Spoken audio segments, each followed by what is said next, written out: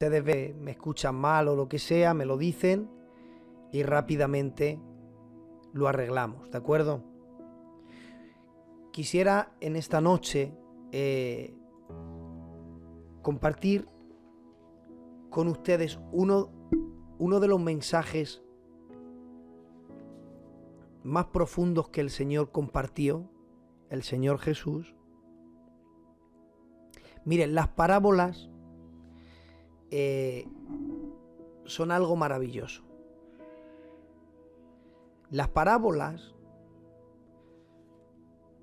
es el mensaje que Dios había preparado y que había esperado miles de años para predicarlo. Había un misterio que Dios tenía.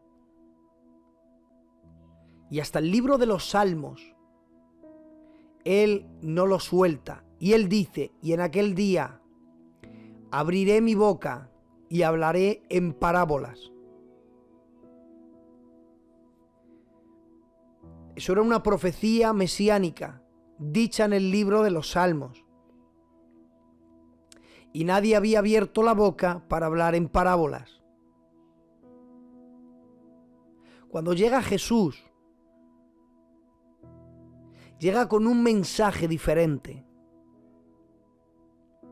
Jesús llega y para impactar y para mostrar el reino de Dios, empieza a abrir su boca y hablarles en parábolas. De todas las parábolas que Él compartió, hay una de ellas que solamente se necesita un solo texto para compartir. Fijaros, hermanos, que en un solo versículo compartió Jesús una parábola. Pero van a ver ustedes la profundidad del mensaje y el misterio tan grande que había en un solo texto. Se dice que los perfumes, los mejores perfumes radican en frascos pequeños.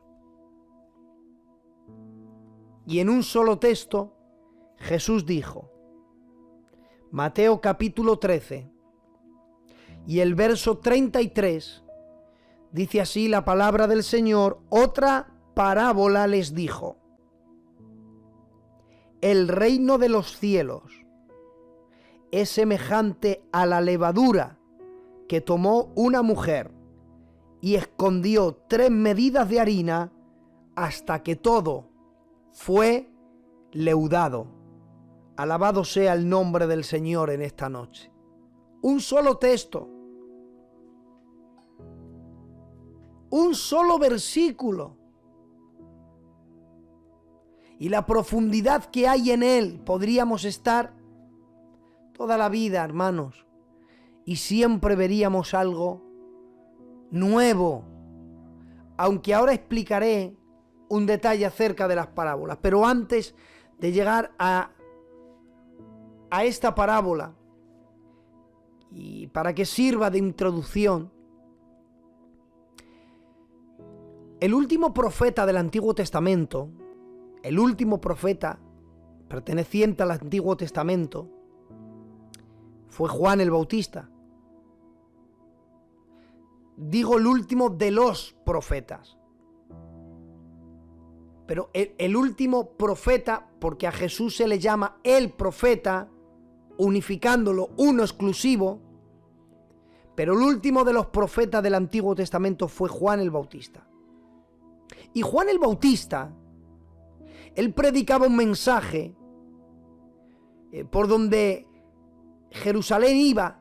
Él salía de los desiertos y cuando pisaba la ciudad, él decía: arrepentíos, porque el reino de los cielos se ha acercado a vosotros.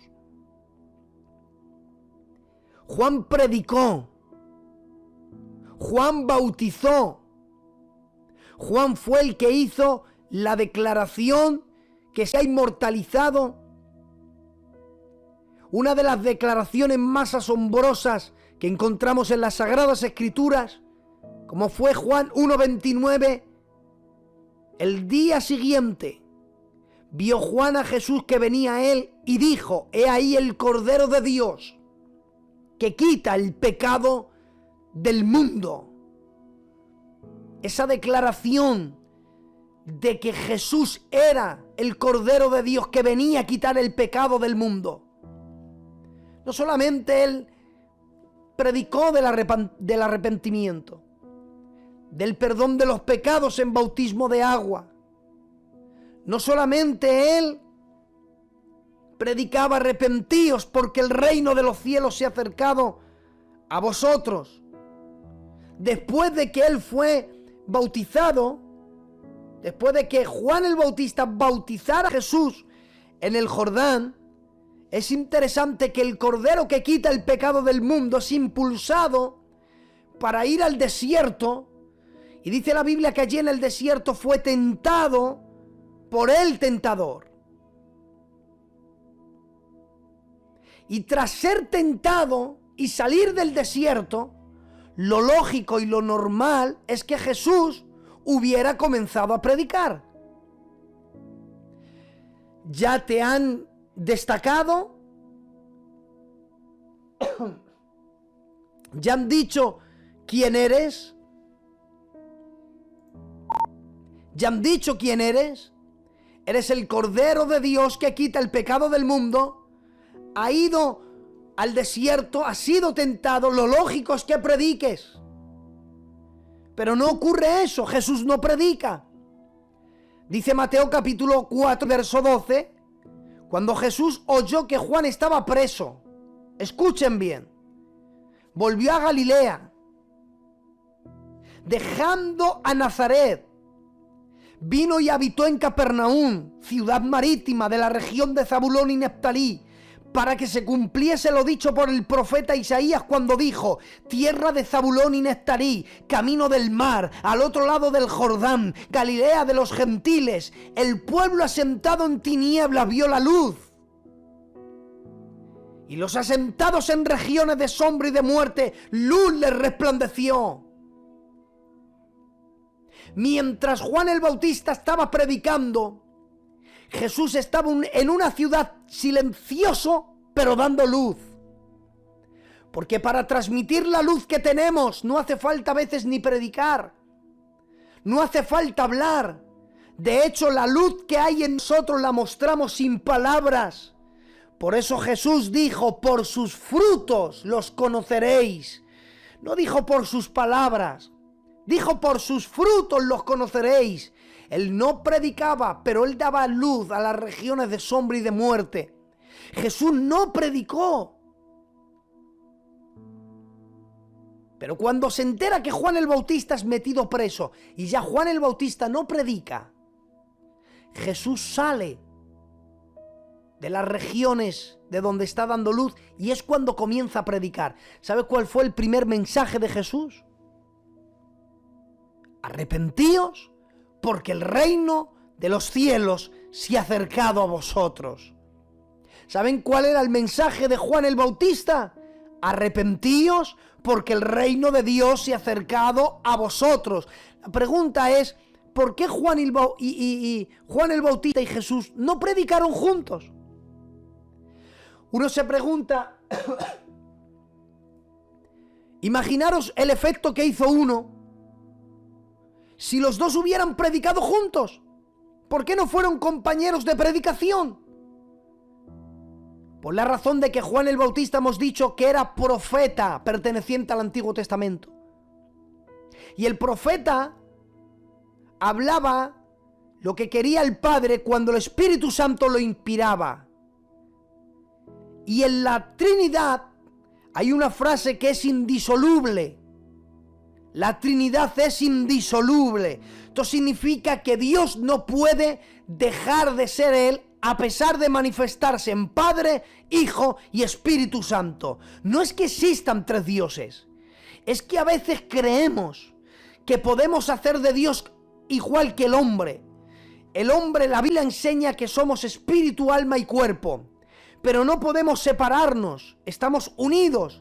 El espíritu y el alma y cuerpo caminan. Si vas hacia la derecha, caminan juntos. Si vas hacia la izquierda, caminan juntos. Si te sientas, estás juntos, no te puedes separar, porque si te separas, dejas de existir. De hecho, la palabra muerte en la Biblia no es cesar de existir. Muerte es separación. Cuando el cuerpo ya no puede seguir viviendo, cuando su espíritu se separa del cuerpo, por lo tanto, si el espíritu y el cuerpo se separan, el cuerpo ya no puede vivir.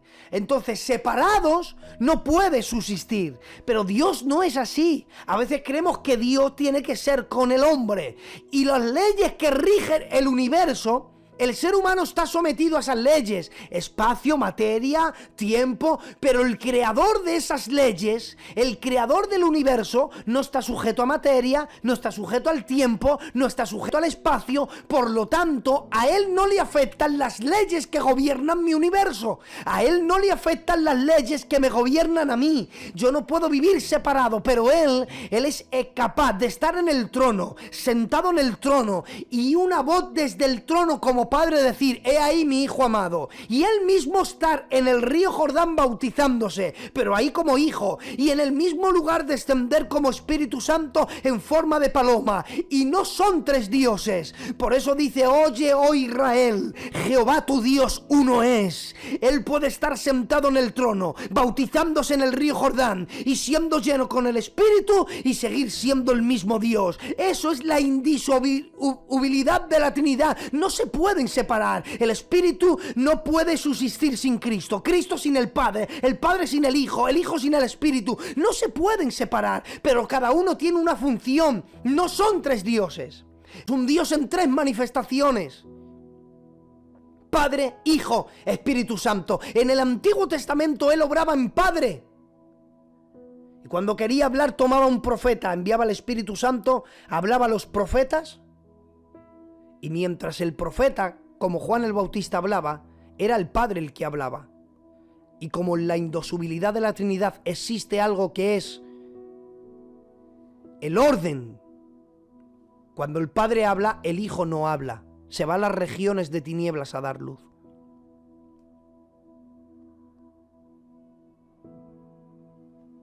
Porque si predica Juan y predica en Cristo, predica al Padre y predica al Hijo.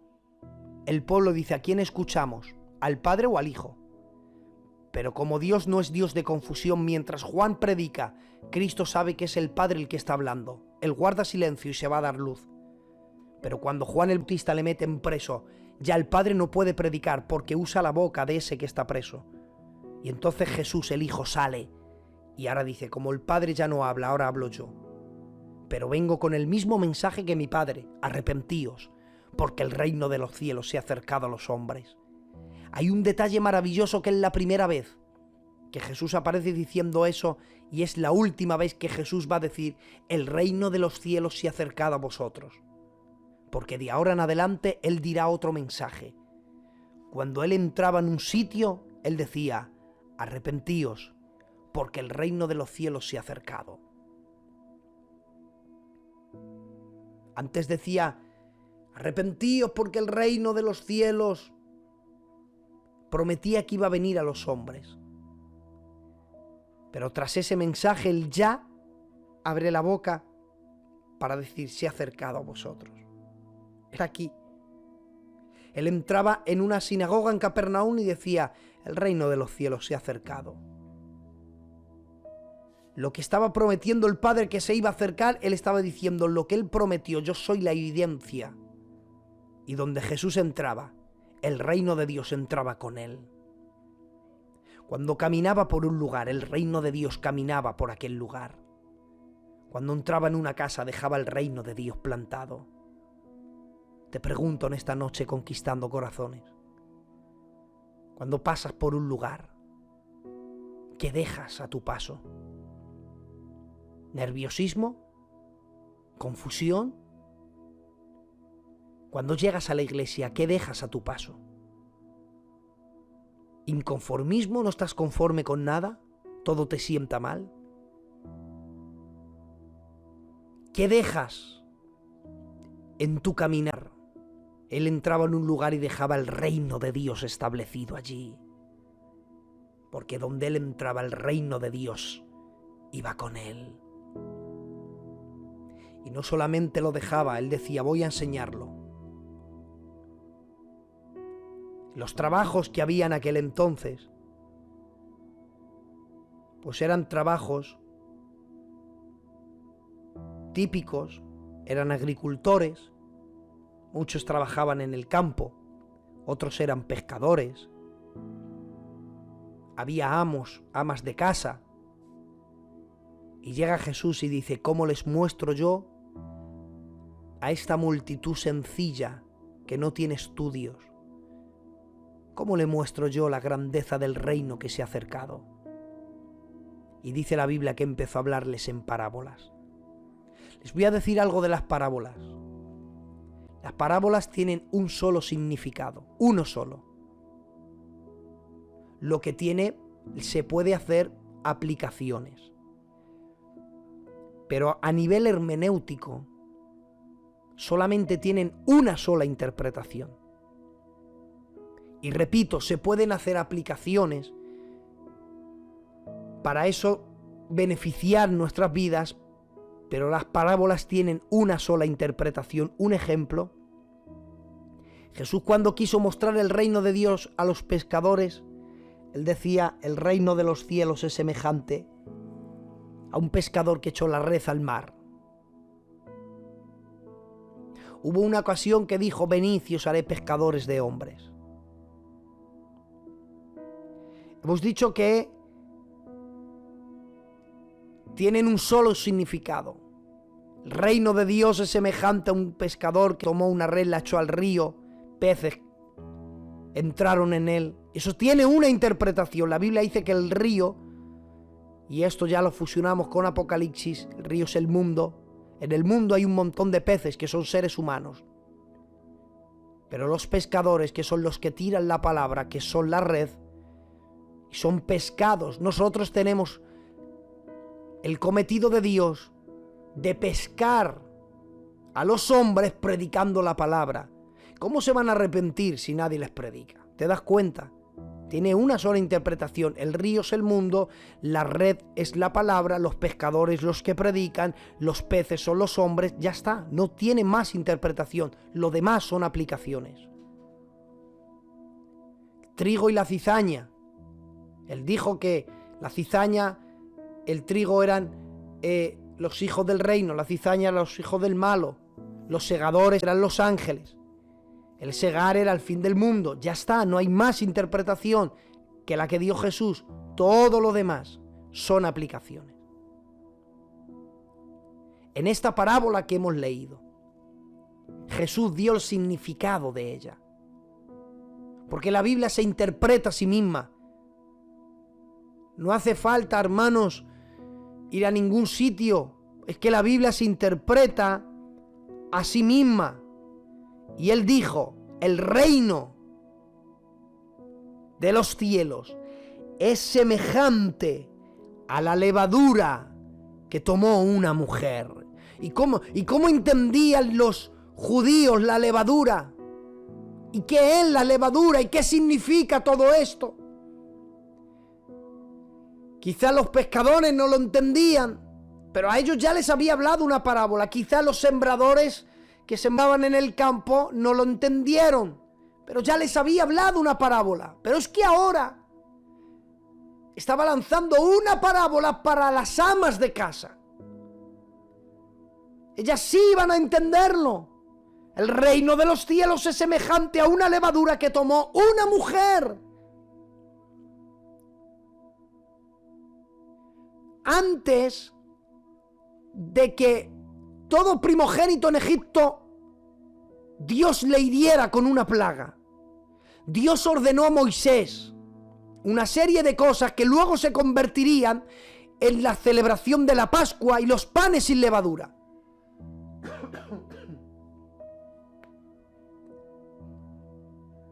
Dios había dicho que todos los años deberían celebrar la Pascua y los panes sin levadura. Cada primavera, entre marzo y abril, justamente en los meses que estamos, concretamente el 15, 14, 15 de abril es cuando se celebra la Pascua, y para ellos la Pascua, según la Biblia, sería principio de días, es decir, que comenzaría el año judío, el calendario judío comenzaría con la celebración de la Pascua. Pasan de un año a otro, porque recuerdan que cuando ellos salieron de Egipto, Dios comenzó una nueva temporada con ellos. Yo voy a lanzar una palabra y cógela en el corazón si es que es para ti, pero siento de parte de Dios decir que comienza una nueva temporada en tu vida. Pero antes de celebrar la Pascua, que sería principio para el pueblo de Israel, principio de meses, de años, de días, ellos matan un cordero y durante unos días cogen toda la levadura que hay en la casa y la sacan fuera. Y ellos lo obedecen. Dios dijo, mirad, para celebrar la Pascua tenéis que hacer una cosa: toda la levadura que tenéis en vuestras casas, tiradla. Porque si no tiráis toda la levadura, no podéis celebrar la Pascua, no matéis ningún cordero, no celebréis, no contéis como yo os saqué de Egipto, lo estáis haciendo mal. Para hacerlo bien, tomar toda la levadura de vuestras casas y tirarla durante días, sacarla de vuestras casas. La levadura me estorba para empezar cosas nuevas, sacarla de vuestras vidas. Y ellos en obediencia lo hicieron. Dios le había dicho sacar la levadura, pero nunca les había dado el significado de la levadura. Hasta que llega Jesús, hablando en parábolas. Son tan importantes las parábolas que dice la Biblia: bienaventurados vuestros ojos porque ven. Eso se lo dijo a los discípulos, porque muchos profetas quisieron ver lo que ven y no lo vieron. Es decir, a mí, a Cristo. Desearon verme y no me vieron. Bienaventurados vuestros ojos porque me ven a mí. Y dice, vuestros oídos porque oyen. Porque muchos profetas quisieron oír lo que escuchan, lo que escucháis, y no lo oyeron. ¿Sabe de qué estaba hablando? De las parábolas.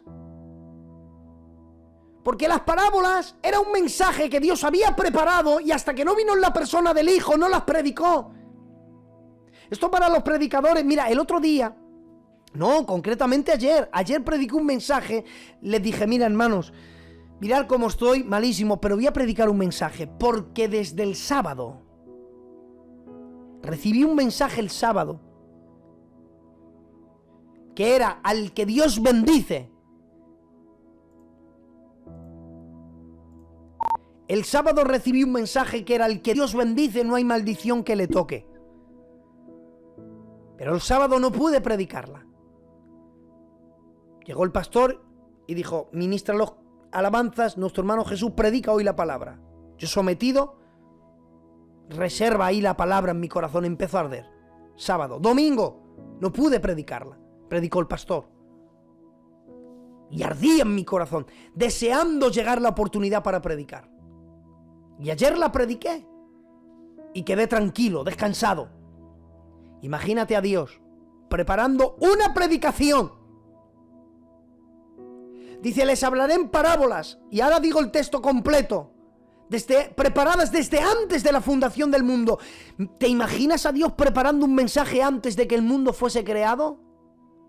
Y te lo imaginas a Dios reservando ese mensaje porque dice, es que tengo que esperar al tiempo de los hombres. Dios crea el mundo, espera 4000 años, viene la persona del Hijo, espera 30 años más para predicar este mensaje. ¿Te imaginas a Dios esperando el tiempo del hombre para predicar ese mensaje? Por eso dijo, mira, bienaventurados vuestros oídos porque oyen. ¿Cuántos desearon oír este mensaje que tiene mi Padre preparado más de 4000 años y no lo ha predicado a nadie? Jesús estrenó ese mensaje. Entre ellos eran las parábolas. Y ahora ¿os acordáis cuando dije que sacaréis toda la levadura de vuestras casas? Bien, os voy a decir qué significa la levadura. Mateo 16:5 dice, llegaron sus discípulos del otro lado del Jordán. Y cuando llegaron, dice, tiene que citar la Biblia, se habían olvidado de traer pan.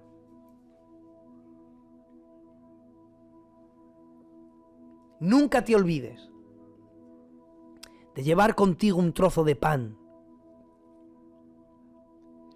Nunca salgas de tu casa sin un trocito de pan. Decirle, Señor, acompáñame y pon en mí tus palabras por si tengo que decir a alguien algo de parte de ti. Lo dejo ahí como semilla. Y Jesús les dijo, mirad, guardaos de la levadura de los fariseos y de los saduceos. Ellos pensaban dentro de sí diciendo, esto nos dice porque no traemos pan.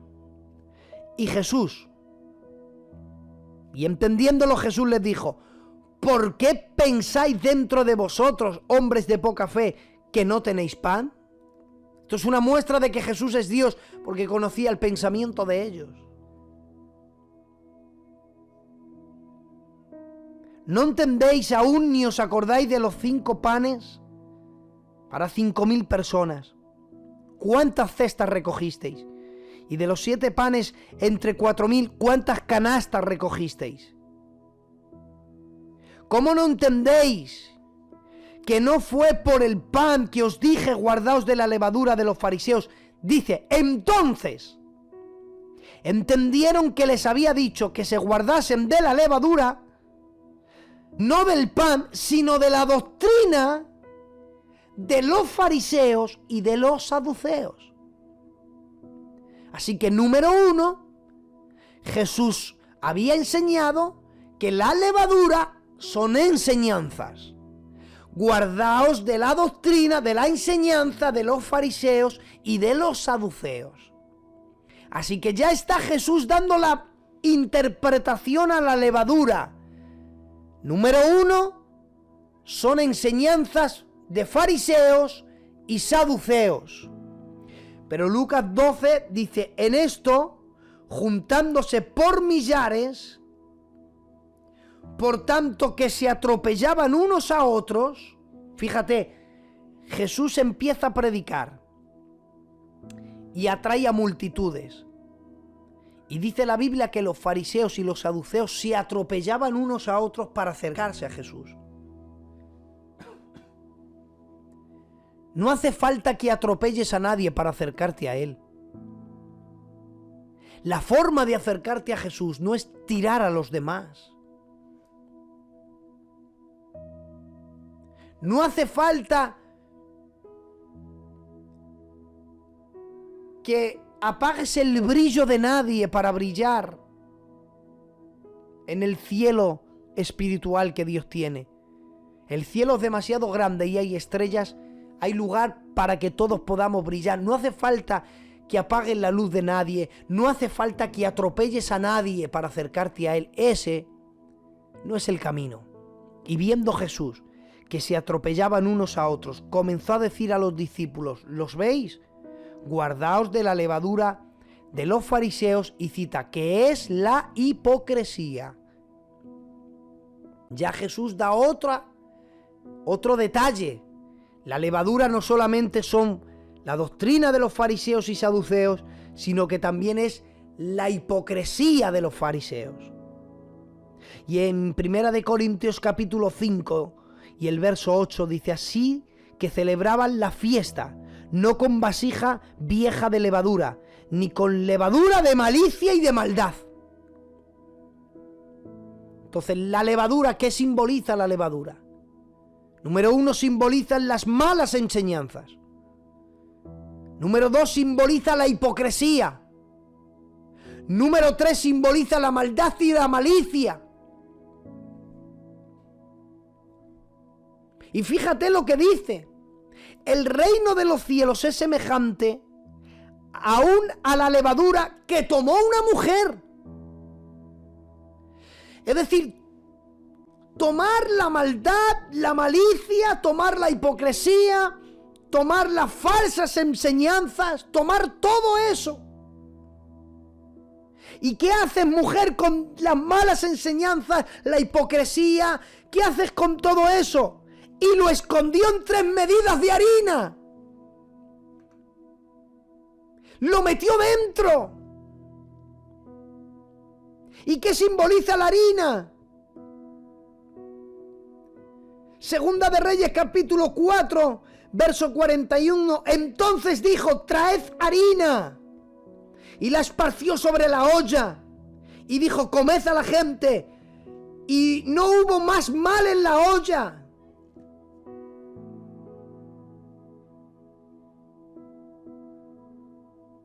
Y la harina era lo que usó el profeta para sanar la olla,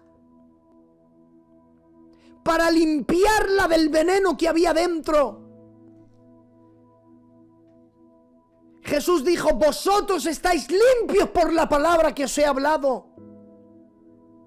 Envía tu palabra y tu palabra basta para que mi criado sane. La harina entró a la olla y la sanó del veneno. Jesús enviaba la palabra y la gente era sana. Entonces la harina simboliza la palabra.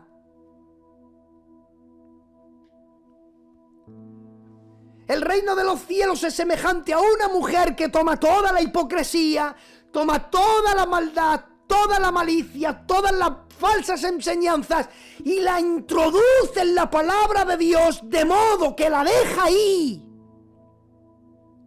hasta que todo es leudado. ¿Y qué significa leudar?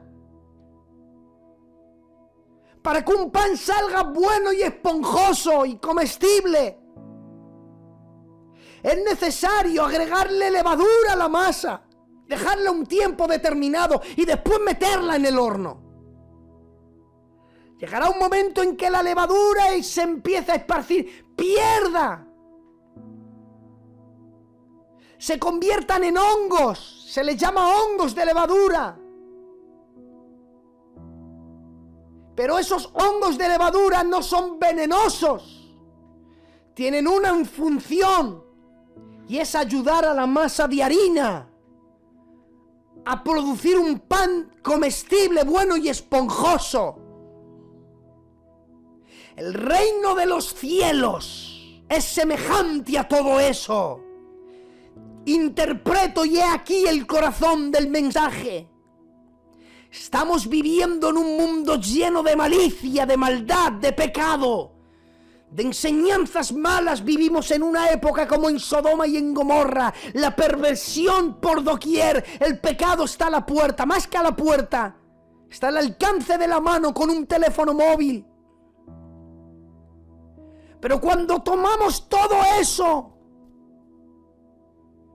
y lo introducimos a la palabra de Dios empieza a destruir toda la malicia, toda la maldad, toda la hipocresía, toda la falsa doctrina. Y cuando examinamos y comparamos las falsas enseñanzas con la palabra, termina venciendo la palabra siempre.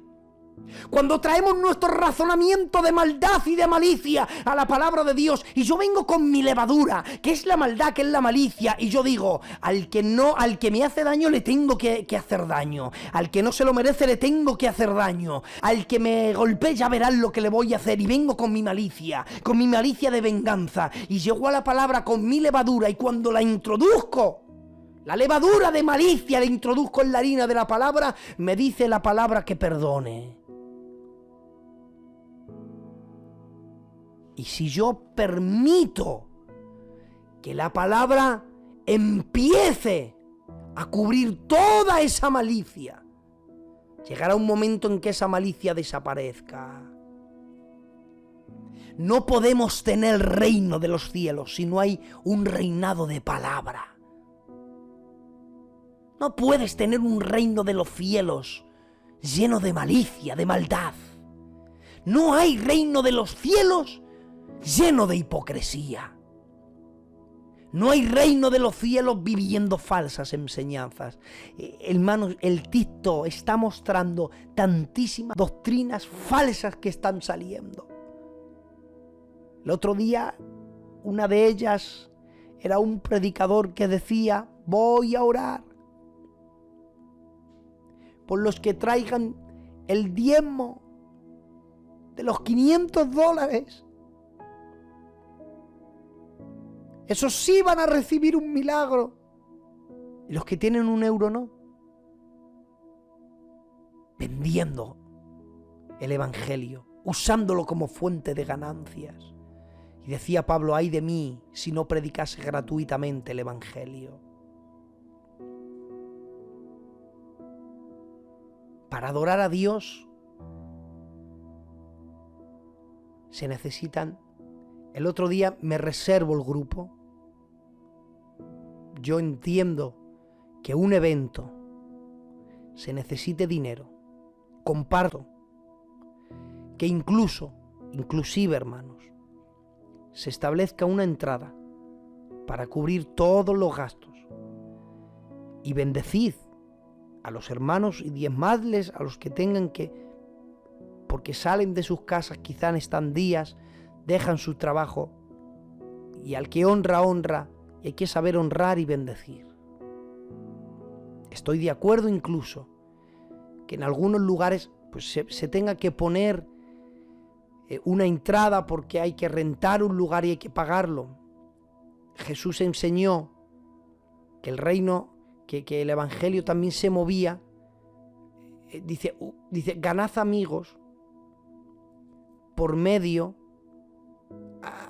Bueno, esto tendría que explicarlo con más detalles, porque hay una frase que dice, ganad amigos con el dinero malo de este mundo.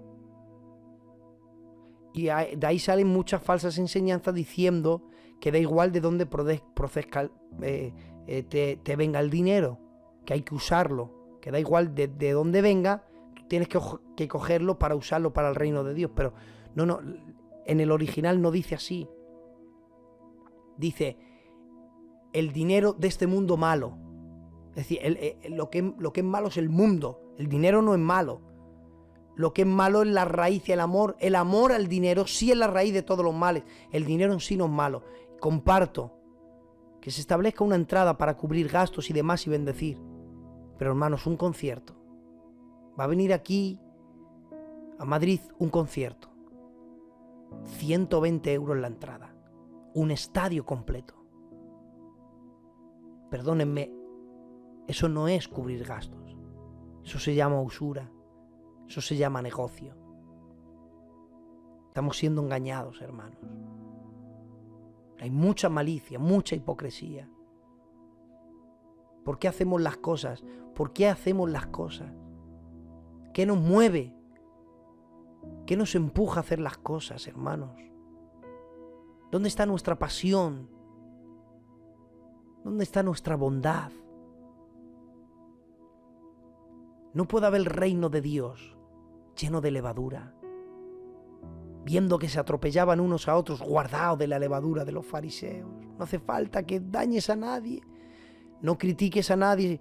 Si a mí no me ponen en el coro, si a mí no me dan un cargo, entonces yo critico para que esa persona no, ¿a quién vas a poner en el coro?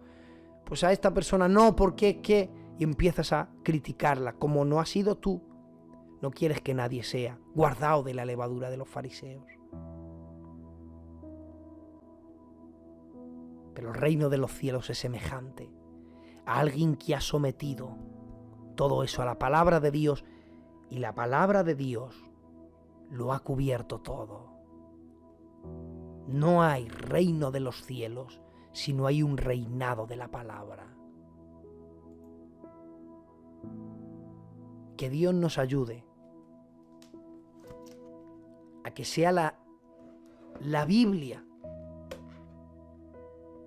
nuestro estandarte en la vida cristiana. Es muy importante las Sagradas Escrituras. Los viernes comparto seminario en la iglesia y he decidido dar una materia que se llama la Biblia, la única regla de fe. Eugenio, no sé si te ha caído el internet, pero yo no lo tengo yo. Pero adelante. Decía que estoy dando seminario en la iglesia. La materia yo la he titulado La Biblia, la única regla infalible de fe y de conducta. Y estaremos tratando en la iglesia cómo se formó la Biblia, cómo ha llegado la Biblia a nuestras manos, tal cual, 66 libros, 39 del Antiguo Testamento, 27 del Nuevo Testamento, cómo se formó la Biblia. Tenemos que empaparnos de las Sagradas Escrituras, porque si no hay un reinado de palabra, no hay cielo. Empápate de la palabra. Decía el salmista, lámpara es a mis pies tu palabra y lumbrera mi camino. Que sea la Biblia lo que te alumbre día a día. Que sea la Biblia quien te dé luz. Cuando no sepas qué hacer, indaga en la palabra de Dios, hay respuesta para tu vida. Padre, te doy gracias en esta noche por darme las fuerzas para predicar tu palabra, Señor.